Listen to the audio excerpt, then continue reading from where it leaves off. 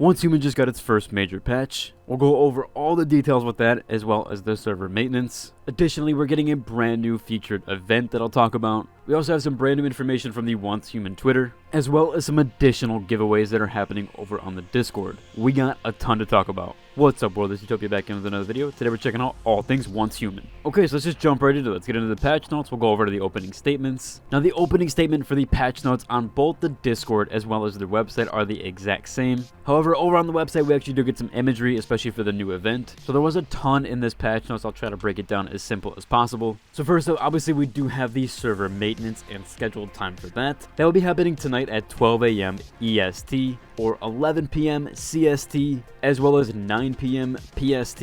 Now there is an infograph here with all the different times. However, I believe they have one wrong here, which is CST. That is labeled under the wrong area here, but essentially most of the times are correct. So for Central Time, it is 11 p.m. Again, it's going to be happening tonight, July 18th or July 17th, depending on your time zone. That is going to last 4 hours. So obviously they said, please consider this when planning your game time, and they appreciate the understanding and support. More than likely, we're going to get some compensation there as well for that. They did say here they've been actively listening to and addressing feedback and suggestions from the community since the release, which they're excited to introduce the following updates. So we do have first here the gameplay update section. They said every night from 9 to 10 p.m. and this will be your server time. A Rosetta transport truck filled with sproutlets will appear on the highway of Red Sands. Metas near the truck will activate PvP to obtain the sproutlets by either ramming the truck with the vehicles or picking them up. The cool thing about this is there will be no durability loss or gear drops in this mode, allowing players to embrace the exhilarating highway chase without any consequences. Enjoy this feature to your heart's content, and they did say that this feature will be available in both PvP and PvE scenarios. So you don't actually need to be on a PvP server. You can do this and experience this on a PvE server. I think that's really cool there that both of us will receive that content there. They do have this imagery here which kind of showcases what the sproutlets will look like, as well as the truck. Definitely some really cool stuff there. Glad they're adding some new content already with some cool features, as well as making that overall at least somewhat seamless. Now moving on, we did have the bug fixes and optimization section,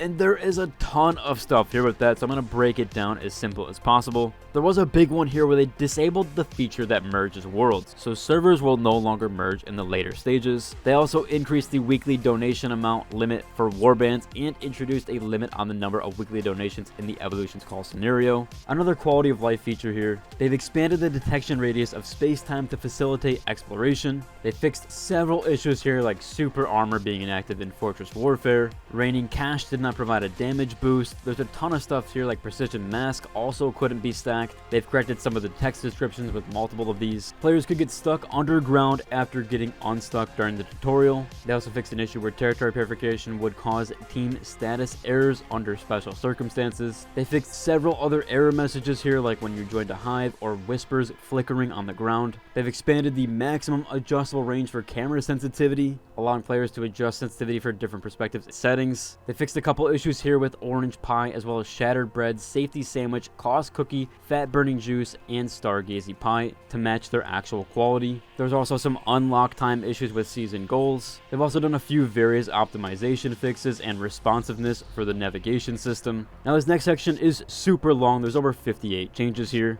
However, I'm going to break those down super simplistic, as going over each of those is going to get a little bit tedious, and a lot of those can just be categorized together. So first up here, they fixed the disappearing monsters and various clipping issues. This happened for a ton of different elites and different NPCs. They fixed some camera issues on the motorcycles and when grabbed by the Gnaller. They fixed blueprint and UI display errors that were happening across the board. They also fixed entry issues with dungeons and vehicles. Seems like they did a pretty big overhaul with the optimization, vehicle notifications, and decount positions. They've also adjusted item interactions and trading bugs. They fixed several errors with weapon traits, buffs, and special effects. There's a ton of those here, so they have fixed quite a few of those. They improved several interactions with furniture and side quest story tasks, so if you had any that you couldn't complete, those should now be fixed. They also fixed reward distribution and notification issues, so be sure to check your mail if you didn't get anything that should be in there. They adjusted various gameplay mechanics as well as those text descriptions that we talked over earlier. They fixed a ton of bugs related to dungeons, purifications, and teleportation.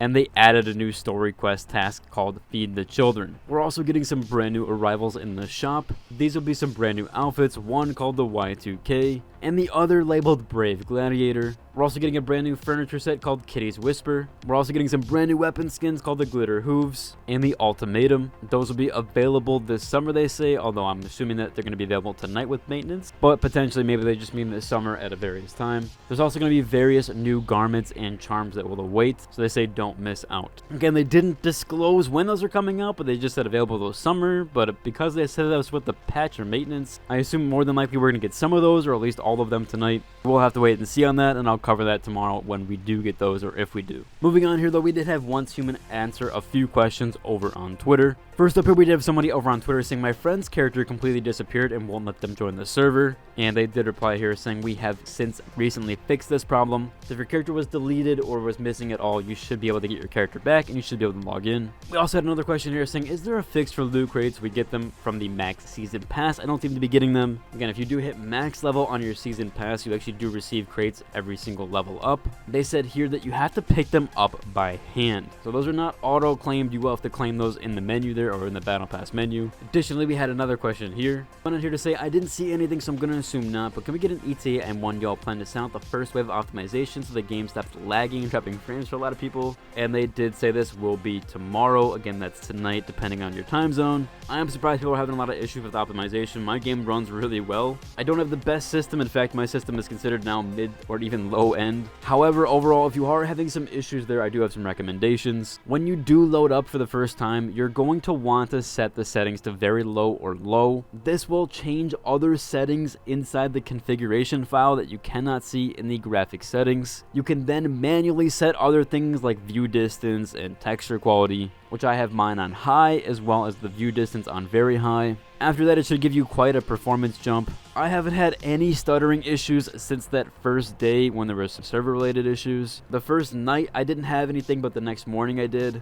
However, since then my game has not stuttered or done any other issues. Now maybe this is because of the Intel CPU problem, but currently I do have AMD obviously. Overall, again, I'm not having any optimization issues, but I do hope they do fix that for you guys. And again, hopefully that setting does help it fix for you. We had two last questions here. This one being, when will Once Human be available on the PS5? And they did say there is no exact time for the console release or console currently. They're working hard to ensure that more players can enjoy Once Human on various platforms. And again, we do have that mobile release coming sometime soon. Someone also asked here, will the devs address the huge nerf to the territory defiance like Digby, H37, Bunny, and automatic mining log machines? He said they can leave 4 Digbys alone for 24 hours and they will have half of what they did in Beta 3. Apparently there's also a specialization that allows you to turn sulfur into acid, which we knew about that one, but it seems like a lot of people aren't really getting that. That seems super rare right now, and because acid is so rare, although I did go over some various farms, if you want to check those out, I do have my last video. The developers here said that they will take care of that, and thank you for the notice. So they're going to look into this. I don't know if that's much of a confirm there, but they will look into that.